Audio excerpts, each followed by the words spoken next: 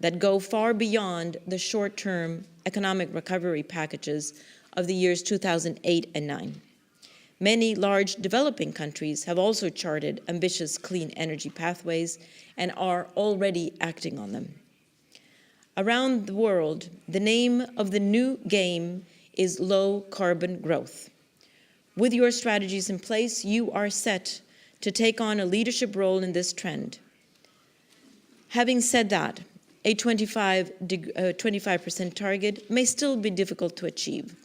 So how could an international agreement help Japan achieve the full reduction? What role could the next phase of the Kyoto Protocol, or an agreement that contains key elements and principles of the protocol, play in this? You have invested a lot in the Kyoto Protocol infrastructure. With a categorical no to the Kyoto Protocol, Japan risks losing many of those investments. I urge Japan to build on the Cancun agreements throughout 2011 in view of increasing the certainty of the international regime in Durban.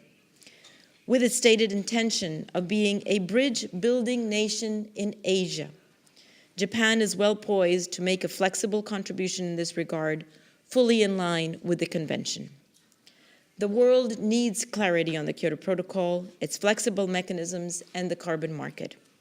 I am certain that Japan will continue to play a constructive role in this.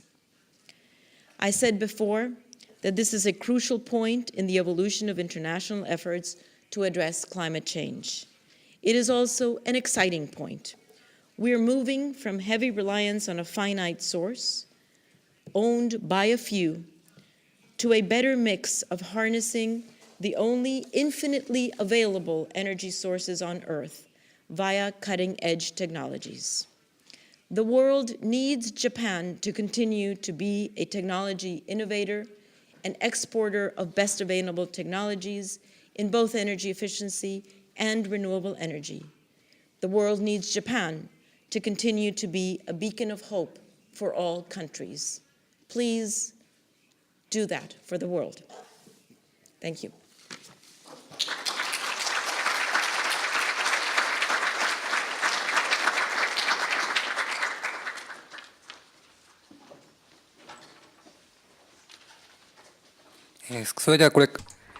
Thank you very much, Executive Secretary.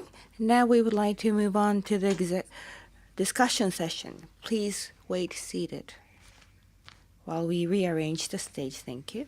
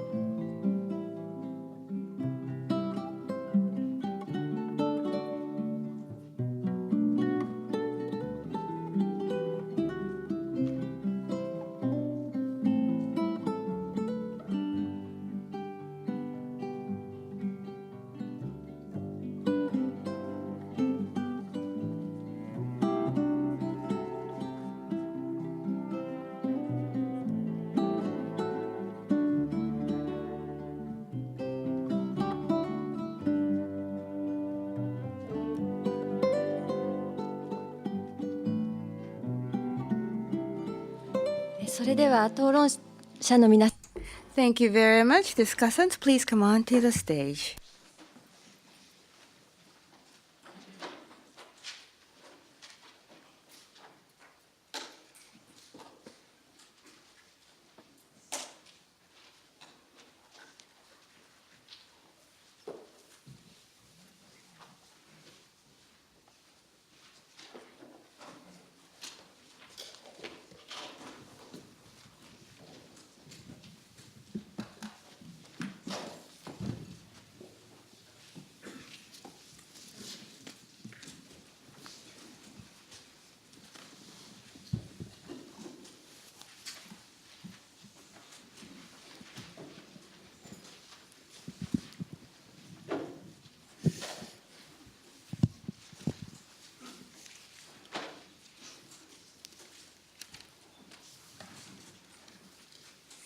それでは、ディスカッション Thank you very much. We would now like to open a discussion.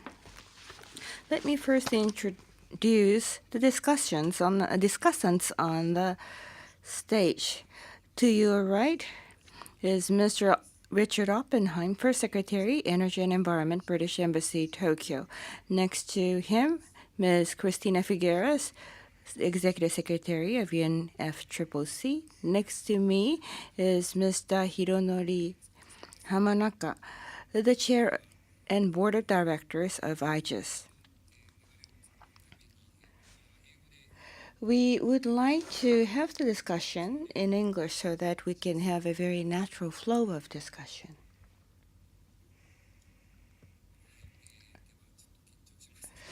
I'm becoming a bit nervous, but please bear with me. discussion. And thank you very much for your very strong kind statement on many issues, which is quite relevant to not only for Japan, but for international society.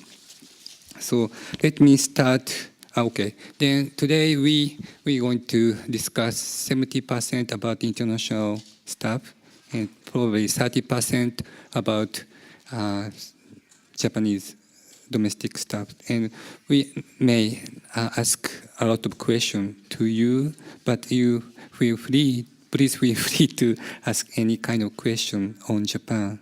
But also, I think the international stuff and domestic stuff is very much interrelated. So I think all issues would be very, very relevant to climate change issues.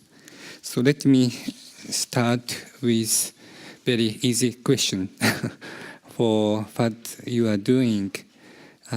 Could you briefly explain the role of Secretariat to UNFCCC or for discussion on climate change?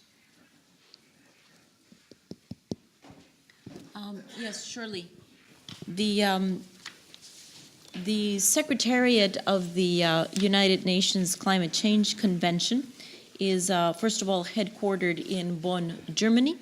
There is a wonderful team of 450 people, today represented by myself and Ms. Megumi Endo, one of our stars at the Secretariat. And the mandate of the Secretariat is to support the intergovernmental negotiation process. So we are there to support every one of the negotiating sessions. Certainly the most well-known sessions are every year at the end of the year. So you will remember, of course, Kyoto, which the Secretariat supported. You will also remember many in between. You will remember Copenhagen, Cancun, and I hope you will soon join us in Durban. But in addition to those yearly meetings that are the ones that take the major decisions, there is a host of preparatory meetings throughout the year that the Secretariat supports.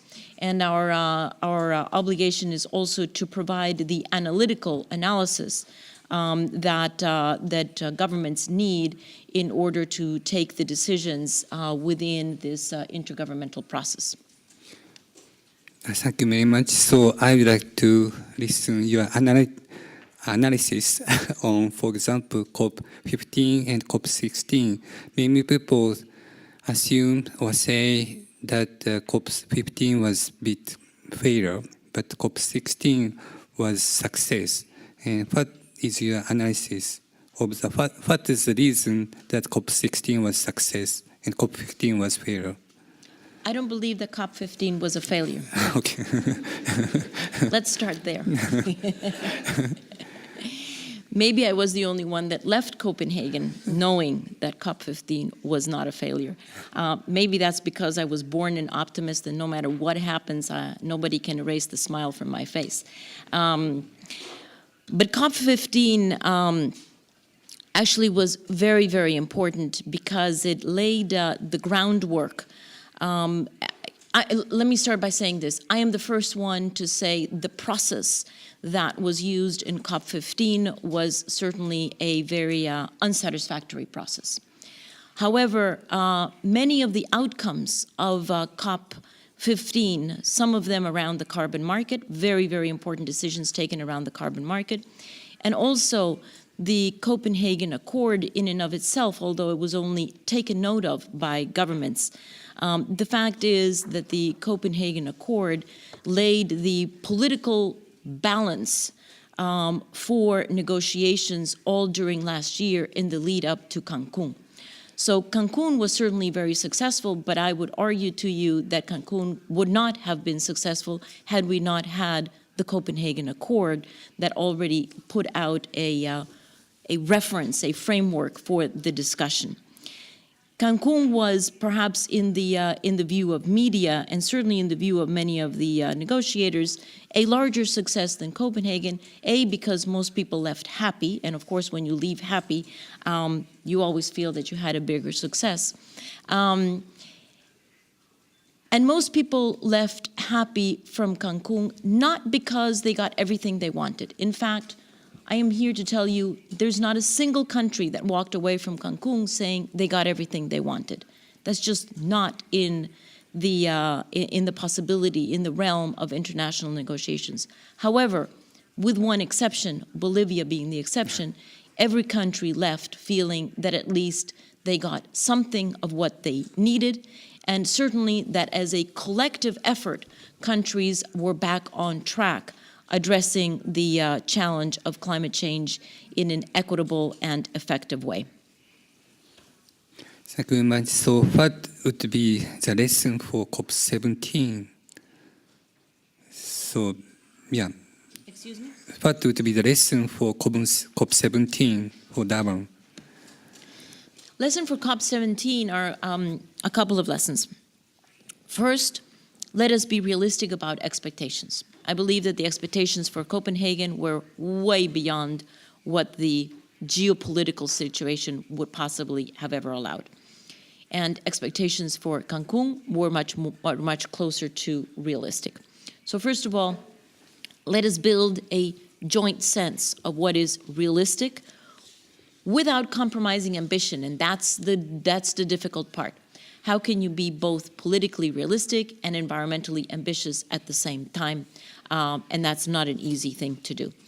The other lesson learned for Durban is that it really is very important to have a process that fully engages all countries in the consultations throughout the whole year, which was something that was done by the Mexican government in the lead up to Cancun, and proved to be a very helpful strategy. And third lesson learned is it's very important to know exactly what you're going for when you go to a meeting like this.